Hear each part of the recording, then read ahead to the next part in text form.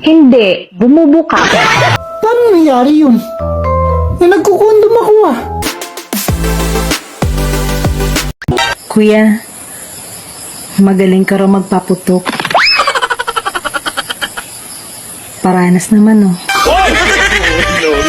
Pabili. Ano yon? Ate, may itlog ka? Meron. Ay, sayang. Ang ganda mo pa naman. Bes, tara, inom tayo. Ayoko, allergy yung legs ko. Ha? Bakit? Namumula ba? Hindi, bumubuka. Babe, Oh, may problema tayo. Buntis ako. paano nangyari yun? Nagkukondom ako ah. Oo nga, pero si kumpare hindi.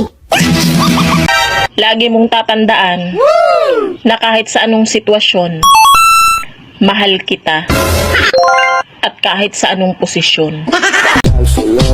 Kayong mga lalaki, kung may jowa kayong matino, naghahanap kayo ng malandi. Kung may jowa kayong malandi, naghahanap kayo ng matino. Nalilito tuloy ako kung magtitino ba ako o maglalandi. Para akong itinagbabawal na gamot. Oh no. Hindi pwedeng tikman kasi nakaka-addict. Sir, hayop po bang talong? Hindi, Inday. Gulay ang talong. Bakit mo naman nakitanong yan? Kasi, narinig ko si ma'am, sabi dun sa driver natin, hayop ang talong mo, ang laki. Huwag mo ako yayain kumain. Marupok ako. Mapapasubo ka sa akin. Kung ang English ng isa ay one, bakit kanya iniwan?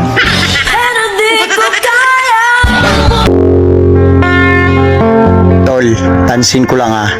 Yung tindera dyan sa harap natin, parang nagkakagusto sa akin. Paano mo naman nasabi yan, Tol? Eh sa tuwing nagpapaload ako, nahalata ako. Oh, kinukuha niya lagi number ko.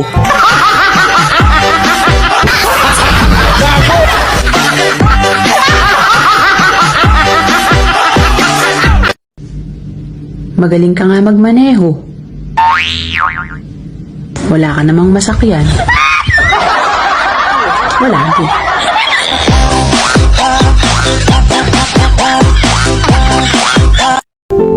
Ang mga lalaki mapagmahal, mapagbigay at maaasahan. Pero joke lang. Sabi mo sa akin dati, mamatay ka kapag naghiwalay tayo. Nung undas, lumibot ako sa sementeryo, hinanap ko yung puntod mo. Wala naman. Manloloko. Kung kasalanan ka, ano ka? Sagot sa kalungkutan. Utang ina ka, umuwi ka na. Hindi kita ipagpapalit. Linya ng mga sinungaling.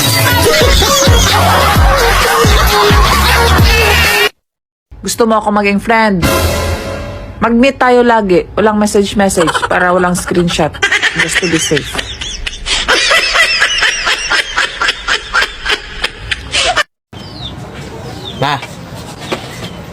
May 20 ka dyan, bibili ako ng merienda. Pera na naman! Nangihingi na naman ako ng pera. Akala ko siguro nagtatae ka ng pera.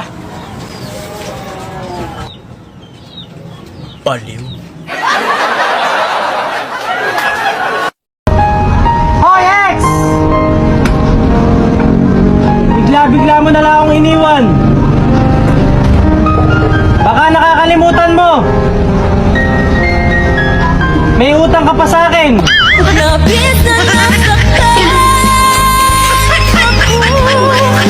Di mo na nagbayad.